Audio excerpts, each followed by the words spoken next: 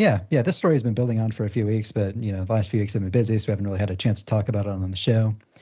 A lot of new features are coming to iOS 17.2. It's actually going to be a pretty substantial update if you haven't been paying attention. I'm going to run through some of the top features here. iOS 17.2 adds Translate as an option for the iPhone 15 Pro's action button. If you choose this option and then long press the button, your iPhone 15 Pro will start listening for audio to translate right on the fly, right in the dynamic island. And there's really awesome animation that plays. It's like the sort of like scattery, like particle effects that are like shiny blue and silver. There will be a link in the show notes if you want to. And I think there's a tweet embedded in the article on Cult of Mac if you want to bring that up, Airfon. I'm looking for Looks it. pretty cool. I'm looking for the tweet. Oh, okay. Here we go. Yep. I'll move on though. Collaborative playlists in Apple Music. So iOS 17 launched with SharePlay in Apple Music. So you can build like a live queue of music. This is slightly different. This is where you can invite somebody to build a playlist for you or with you, like a shared playlist that you can keep in advance if you're like, starting a party or something. You want to keep the playlist for later. The journaling app that was shown off at WWDC is going to be debuting in 17.2. That'll probably be landing in the next few weeks. The big one, though, that I wanted to talk about here, spatial video recording for Vision Pro. So inside the video camera, there's a little toggle button. It's not like a separate mode. It's kind of like turning live photos on or off. When you're recording a video, you have a Vision Pro button you can press. That'll record spatial videos. It's limited to 1080p resolution at 30 frames per second. And I suspect that's limited by the ultra-wide camera's resolution on the current models because, it needs two camera inputs for each side of the video. The ultra-wide camera is still, I think, only like 12 megapixels. So we heard rumors that the iPhone 16 will bump up the ultra-wide lens to 48 megapixels. And I bet then with the iPhone 16, you'll be able to record these spatial videos in 4K. But you can record spatial video and play it back totally normally on your iPhone or on your Mac. But when you play it back on a Vision Pro, it'll be in 3D. It's sort of it's not a totally like unique, bizarre camera format. It's basically just two video streams embedded in one file. It's pretty interesting. So you can actually play them back on a Meta Quest. I think I embedded another tweet I have another tweet in the show notes that you can bring up there. So many It's tweets. in the show notes if you want to see. Oh, it's there. Is this the? Yeah. Okay, I got it. Oh, this is that dog video, isn't it? No, this is a different one. Okay.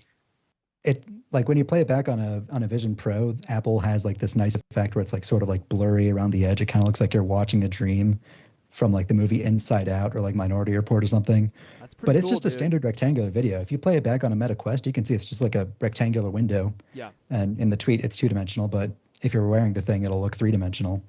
So it takes up a little bit more space than a regular 1080p video, but it's actually still less like megabytes per minute than if you were recording a 4K video at the same frame rate. So I'd say that even if you don't plan on getting a Vision Pro right away, if you're vaguely interested in getting a headset at some indeterminate point in the future, I don't see any reason not to start taking spatial video now if you have an iPhone 15 Pro, because it's going to like future-proof your videos for the 3-dimensional future later down the line, in my opinion. I like where your head's at, but I wonder, is the Vision Pro going to exist in 3 years? Am I going to have a way to watch these videos when they inevitably decide to cancel the Vision Pro project because no one wants to spend the money? Because even if the Vision Pro specifically as it exists today, you don't necessarily agree with the product decisions, it's completely backwards compatible. Like you can play them back on a Mac. You'll be able to edit these spatial videos inside Final Cut as regular 2-dimensional videos. It'll be totally backwards compatible in that way. But I think it'll just, there's no reason not to.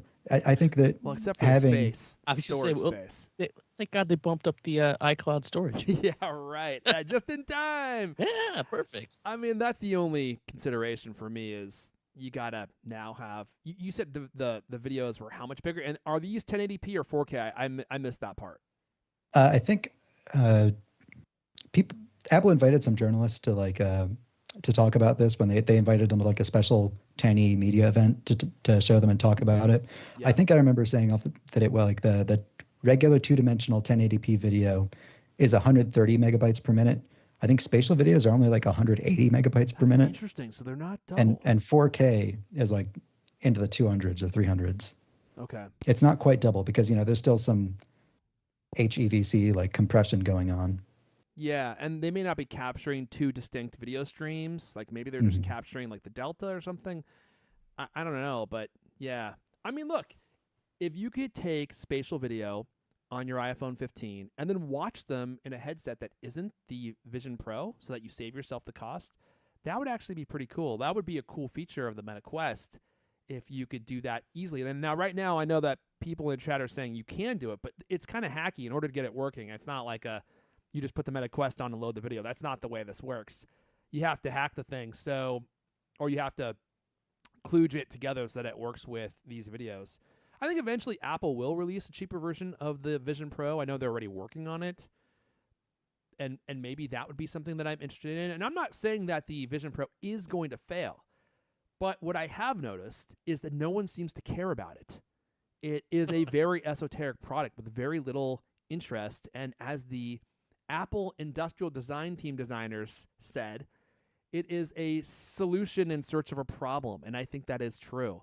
So I just don't know if it's going to succeed for that reason. I mean, it's $3,500 and no one needs it. And how many people that don't need something spend $3,500 on it? Maybe when it comes down to price. I mean, I would love to have one of these things. I mean, it's assuming that they get the battery pack figured out, so it's not like something that you got to wear on your hip, you know. And the price was $899. If it were $899, I probably would impulse buy this thing.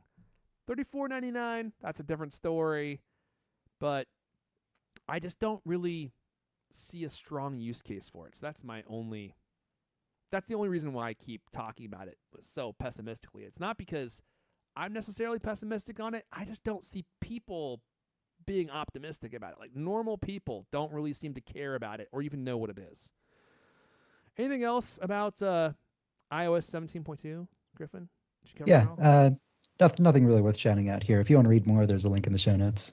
Oh, the one other thing I wanted to mention just real quick was the journal app. So I've been using iOS 17.2, and I feel like I really like the journal app, and I like using it. It's not going to be useful to me until it's available on iPad and it's available on Mac. I really hate journaling on my iPhone. I mean, dude, it's an input-heavy medium. Do you really want to be typing on your phone's software screen to journal? I don't. So it'd be really cool once they put this on iPad, and then mega useful once it's on your Mac, and you can just kind of like have it be cross-platform. And don't worry, that data will live in the cloud, Lewis. There's plenty of space in the cloud if you got the dough. You know what I'm saying? You've actually been using the journaling app? I've been tinkering with it. I wouldn't say I've been using it. I've just been playing around with it. Yeah. How are the suggestions that it serves up? Like, maybe you want to talk about this meal you had, and here's a picture. I don't find them useful. It's like really journaling prompts. Yeah, the things that I want to journal are not things that it would think to suggest. At least not yet. I find that its suggestions they haven't resonated with me yet. But I don't want to make it seem like I've done some deep dive in the journaling app. I haven't. I've used it at a very superficial level, and not even for a lot of time because I hate doing it on my iPhone. And I pretty much decided that in the first 5 minutes. I was like, I love this idea. I hate that it's only on iPhone. I don't want to do this on my iPhone only. I would rather have this on a Mac, the place where I do most of my writing. But it is definitely a cool idea.